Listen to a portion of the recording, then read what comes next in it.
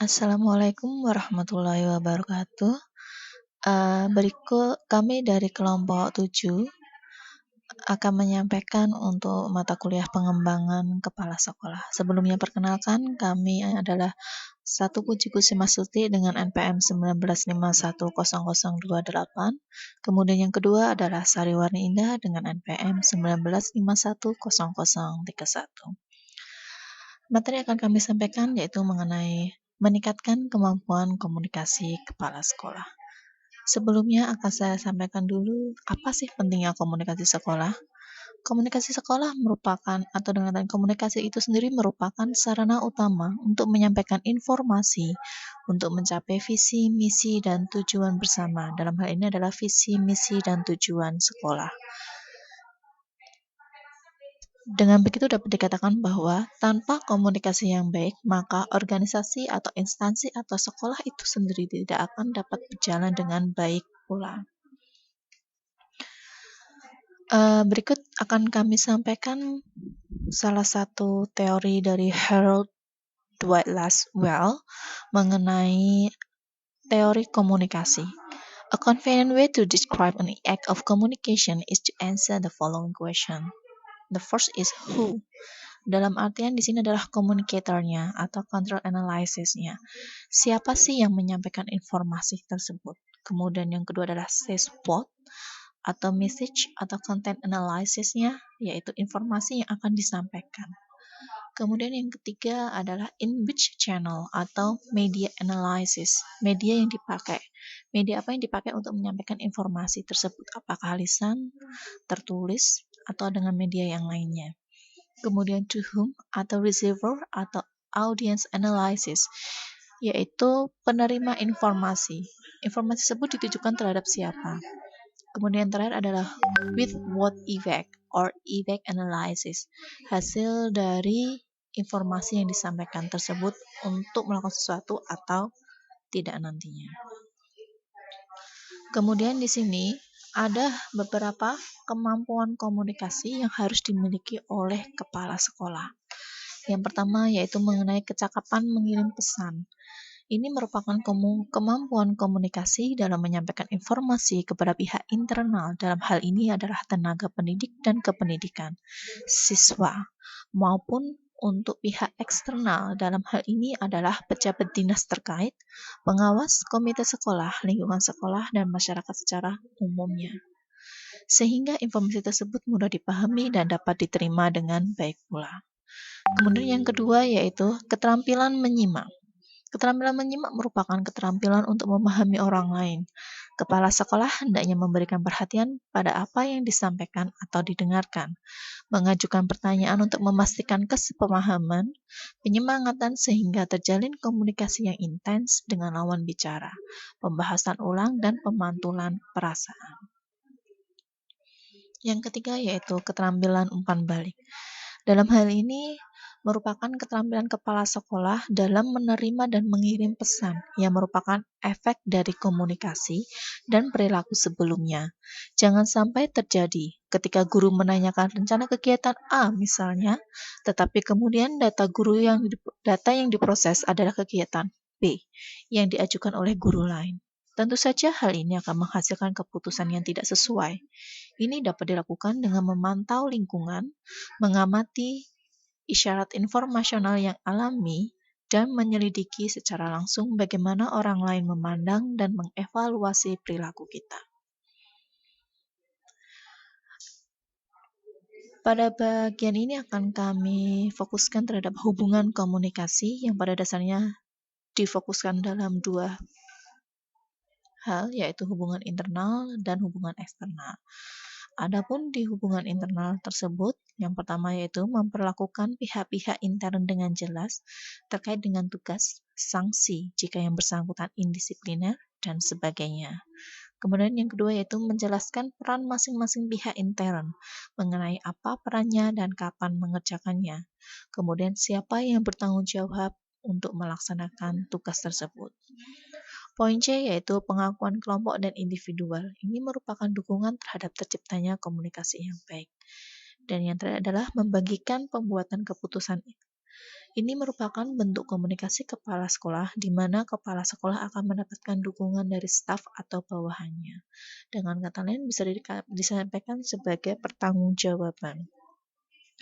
Kemudian untuk hubungan eksternal, untuk yang poin A, komunikasi dengan struktural di atasnya. Komunikasi ini dilakukan untuk pertanggungjawaban terhadap luar. Dalam artian atau dalam hal ini bisa berupa pertanggungjawaban untuk pengawas dan pejabat dinas. Kemudian terkait dengan berbagai informasi kedinasan, kebijakan, dan fasilitas yang dapat diperoleh untuk kemajuan sekolah. Kemudian yang B yaitu komunikasi dengan wali murid dan komite sekolah. Hal ini kerap kali dilakukan, kerap kali dilaksanakan ketika awal tahun pelajaran ataupun ketika penerimaan hasil akhir belajar. Kemudian yang poin C adalah komunikasi dengan lembaga lain yang terkait. Dapat dilakukan dengan lembaga-lembaga semisal untuk yang dari pihak sekolah SMK, lembaga terkait misalnya adalah berhubungan dengan DUDI, dunia usaha dan dunia industri, di mana dijadikan tempat magang, tempat anak-anak untuk belajar bekerja sebagai tempat OJT-nya atau on the job training. Kemudian untuk yang poin D, komunikasi dengan masyarakat secara umum dalam bentuk informasi melalui media maupun melalui sosialisasi tidak langsung pihak internal sekolah yang telah memahami dengan baik apa yang menjadi program sekolah. Jadi berupa sosialisasi program sekolah dan bisa juga berupa pengenalan sekolah terhadap lingkungannya. Berikut adalah hambatan-hambatan komunikasi dan solusinya. Untuk hambatan yang pertama, bagaimana bila terjadi perbedaan persepsi yang menyebabkan terjadinya miscommunication. Untuk hal ini, maka kepala sekolah dapat menyikapi dengan cara meningkatkan keterampilan menyimak saat berkomunikasi. Kemudian yang hambatan kedua itu ketidakstabilan emosi. Dalam hal ini, maka kepala sekolah harus dapat berusaha untuk merubah persepsi dirinya dengan persepsi lawan komunikasinya atau siapa yang diajak berbicara pada saat itu, sehingga terbentuk empati dan dapat memperoleh kesepemahaman. Kemudian hambatan yang ketiga yaitu faktor internal kepala sekolah, berupa karakter dan minimnya pengetahuan tentang apa yang dikomunikasikan sehingga menimbulkan rasa kurang percaya diri. Dalam hal ini, kepala sekolah dapat menyikapinya dengan cara untuk mempelajari dan menguasai tentang apa yang dikomunikasikan, agar pihak lain dapat memahami dengan baik. Dan hambatan yang lainnya yaitu adanya ketidakjujuran dalam komunikasi. Untuk hal ini, maka kepala sekolah dapat mengatasinya dengan pembicaraan pribadi secara ringan, karena ia harus mengkonfirmasi ulang informasi tersebut dengan pertanyaan-pertanyaan, dan dapat dilanjutkan dengan pembicaraan pribadi agar lebih dapat memahami karakter sehingga dapat dirubah secara perlahan. Dilihat dari hambatan dan solusi yang di atas, maka dapat disimpulkan bahwa keberadaan komunikasi persuasif akan menjadi salah satu cara yang dapat ditempuh untuk mengatasi hambatan-hambatan tersebut. Di mana dalam komunikasi persuasif ini terdiri dari dua hal. Yang pertama yaitu pemrosesan otomatis, yaitu melalui bujukan sementara yang langsung dilakukan. Kemudian yang kedua adalah pemrosesan yang dikendalikan melalui pengetahuan tentang informasi tersebut. Dan waktu yang dibutuhkan tentunya prosesnya akan lebih lama daripada dengan pemrosesan yang otomatis. Poin terakhir yang bisa kami sampaikan yaitu mengenai kajian kritis. Kajian kritis di sini kami sambil contoh dari beberapa sekolah yang ada. Komunikasi amat esensial dalam kehidupan komunitas sekolah, selayaknya dalam aliran darah dalam tubuh manusia. Sementara permasalahan yang sering terjadi adalah kurangnya komunikasi yang baik antara kepala sekolah dengan guru yang mengakibatkan keadaan di sekolah berjalan sesuai dengan kepentingan dan dorongan ego masing-masing. Komunikasi dijadikan sebagai landasan dalam melakukan hubungan dan pembinaan yang efektif dengan guru, orang tua, maupun siswa dalam rangka meningkatkan kualitas proses dan hasil belajar mengajar. Salah satu yang menjadi kendala bagi kepala sekolah adalah keterampilan menyimak, di mana terkadang menyebabkan distorsi informasi atau informasi diterima dengan baik, namun pada saat pendelegasian kurang dikomunikasikan dengan baik, sehingga staf yang diserai wewenang tidak melaksanakan dengan baik. Faktor penyebab lain adalah kelemahan komunikasi internal, di mana pihak-pihak internal sekolah merasa sudah saling mengenal dan mengerti satu dengan yang lain, sehingga mengabaikan komunikasi.